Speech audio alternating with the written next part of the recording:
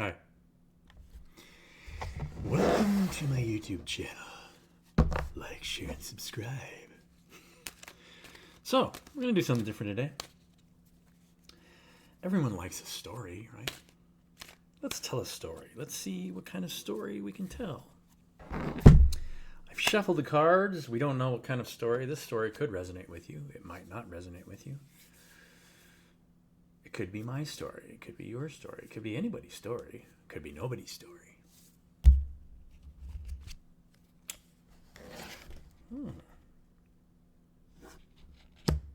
Have a young boy sitting next to a stream.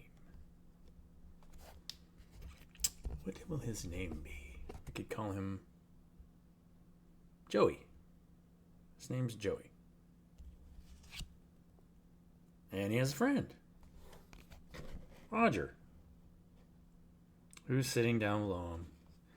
Joey's sitting on a branch, and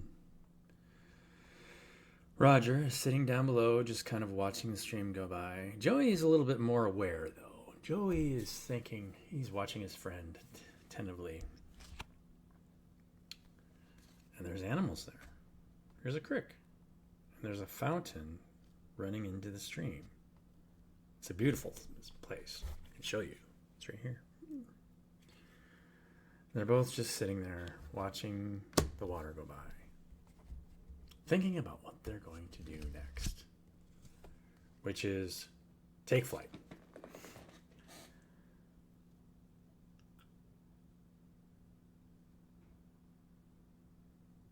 And so they get done sitting at the stream, and so they start walking, start observing what's going on in their environment, right?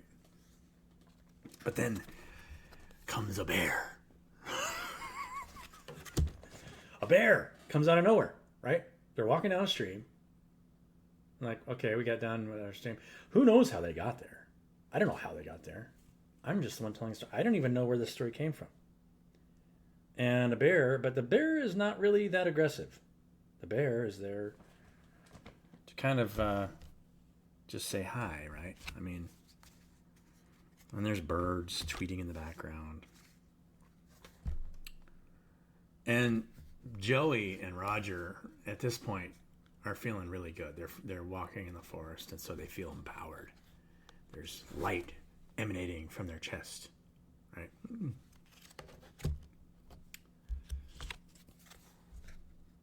But if they make a wrong turn, or if they go in the wrong direction, the bear is there as kind of a guide, right? The bear is like, he's trying to give some loving support, but there's always death waiting at every wrong turn. So there's both sides. There's always this, and then there's this, right? Sometimes this or this can lead to this. But right now, they're still trailing downstream. Death's on one side, love and light's on the other. And they're still traveling. Okay, where are they going? What are they talking about? Obviously, I don't think they're talking about death and life. Maybe they are talking about life and death, right? Maybe Joey and Roger are talking about life and death. What is it about life and death that we could learn, right? Life and death are so intertwined, right? Life is about dying over and over and over. Because you're never really alive unless you keep dying over and over and over to older versions of yourself, right? And you never really are alive if you're just doing the same thing over and over and over, right?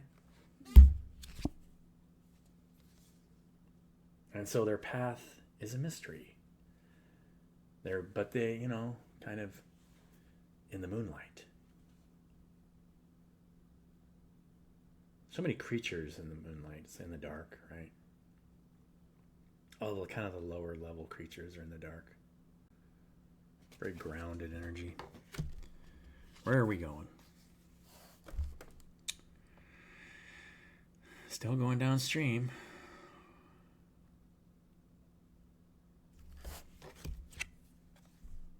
Aha! But they come across the Green Man. The Green Man is very wise. He's a wise man of the river.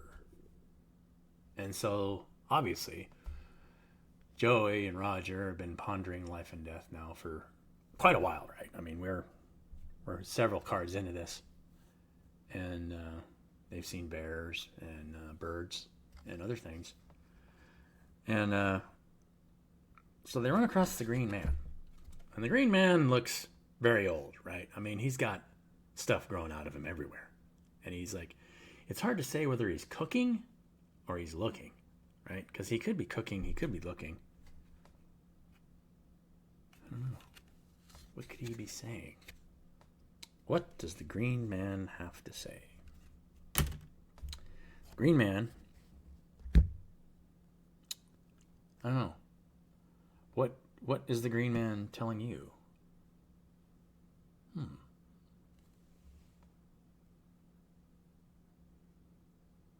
Love. That love is the secret to everything. Heartfelt.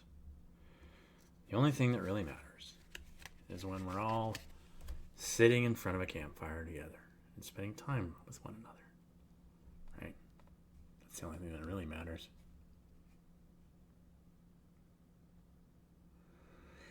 The Green Man is very wise, right? Because he has the strength of his ancestors behind him, right? The ancestors already know, already been down this road 100 times, that the only thing that ever really matters is the time that we get to spend with one another. We can go into hermit mode and be by ourselves day after day after day after day. But the reality is the only thing that ever really matters is the time that we get to spend with one another. And if we put blocks around how we spend that time, then we cause stress for ourselves. Like if we're trying to sell ourselves to one another, for instance. Or if we come up with ideas on how to make one of us feel more worthy than the other.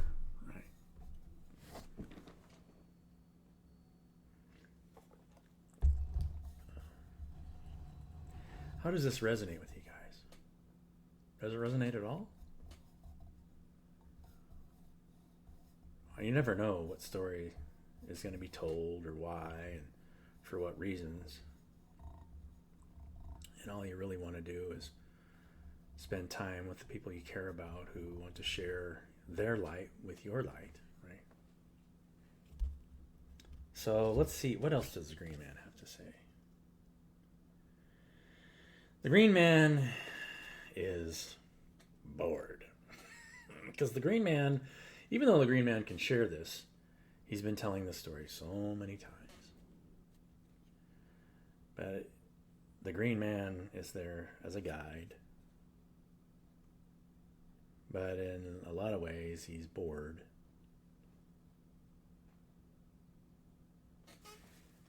So he's holding so much knowledge, right? Everything is pouring out above his head, but he's still bored. What is there to do? Who will play with me? How can we figure this out together, right? So what are the blockages to this board? Why is the Green Man so bored? And of course, Joey and Roger are just totally enraptured by the Green Man. The Green Man is this ancient being, right? I mean, you can barely even see his face. And so he's given messages of his own state, and maybe even the state of the boys, where what they're trying to achieve is fulfillment in their lives and love and people. But yet, boredom is ruling the day. So we have to go to the shaman.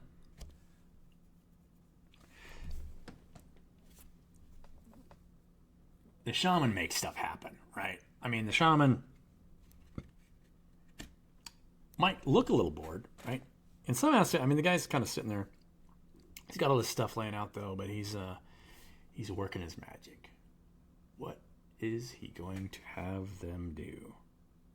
Or maybe this is just a state of being that the Green Man is telling the boys to put on, right? Think magically. Use your imagination. Magic happens in the mind, in the imagination. Somebody made a statement today that I made a post on, just a side comment on our story. Somebody posted, I'd like to stay out of the realms of Instagram and Facebook and make my appearances in the real world of business. And so I made a comment. I said, you know what? That's an interesting thought. But what is real, right? How is the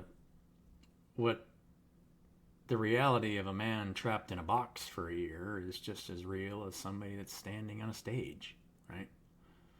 What's the difference? Well, the man in the box has to use his imagination to create the world that he wants to experience, where the man on the stage is kind of feeding on the imaginations of others, in a way. Wouldn't you say?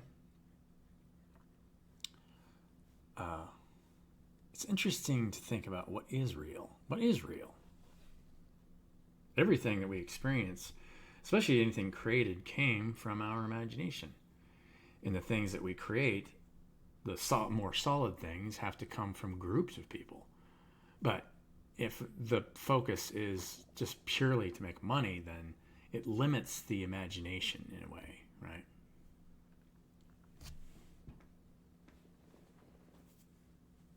What does the shaman have to say?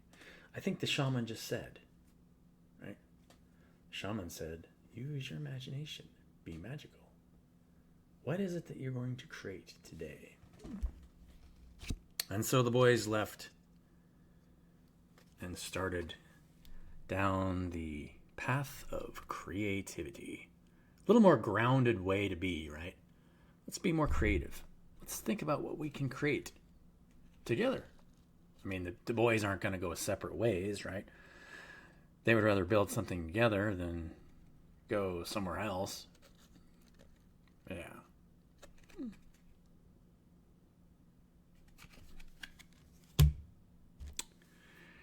Imagination is the wellspring of creativity.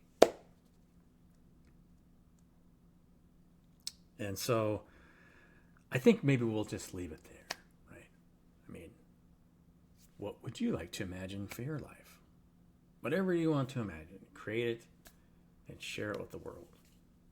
But encourage people, and this is my advice, encourage people to have a shared dream instead of trying to just overrule my dream over someone else's dream.